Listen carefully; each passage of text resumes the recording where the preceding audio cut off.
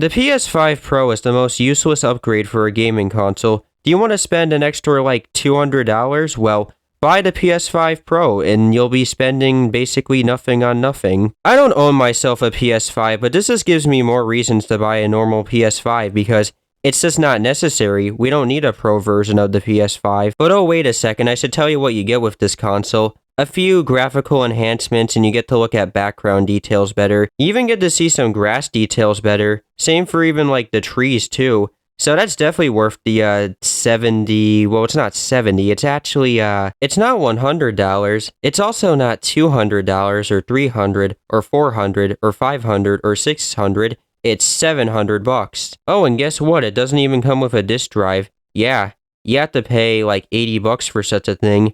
Wow. Really worth the money, Sony. Definitely. Now let me just say that I'm not against a more like enhanced version of a pre-existing console or like a new version of it, but there has to be a reason for it. There is no reason for this console to exist, and it's definitely not worth the money it is. The console is already pretty powerful. In fact, it's powerful than most consoles, I'm pretty sure. Basically, what you're getting with the PS5 Pro is just the same thing.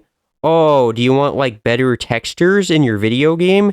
When you can already get that with our already pre-existing version of the console? If you're really that desperate for such a thing at the end of the day, at that point, just install mods or something, or like go into the settings of the PS5, because I really don't know what else to recommend to you. I don't really think this console is going to sell all that well. It maybe might do like alright at best, but the only people buying it's going to be like probably the hardcore Sony fans, but not the average person because they don't have the money for it. There's only one thing I could say about this console, and it's sort of a compliment, but not really. I kind of like the stripe detail on it, but that's it.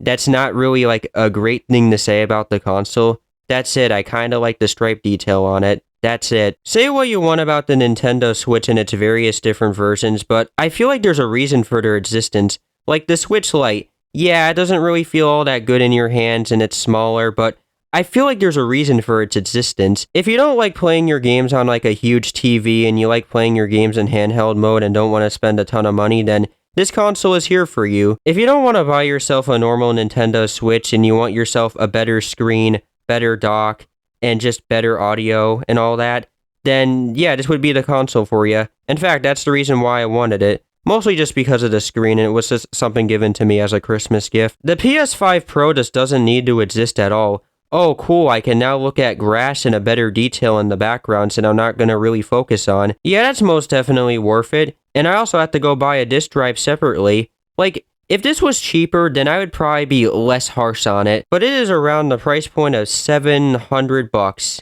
Yeah, you're going to be spending $700 on a, better trees, better grass, and that's it. You might like it, but most people aren't going to buy this. Maybe the hardcore Sony fans, but I just don't really see this selling well. Could do alright at the end of the day, but I just don't really see it. I don't know why Sony thought this would be a good idea, but just buy a normal PS5. Maybe if like the PS5 had like backwards compatibility. I'm actually not really sure if it does or not, but I think from what I've heard it just doesn't. Like, if the PS5 Pro had that, then maybe it would be worth it, but yeah, it's just not worth it at the end of the day. The console is already pretty powerful, so what's the point of buying another pretty powerful console when you already have a pretty powerful console?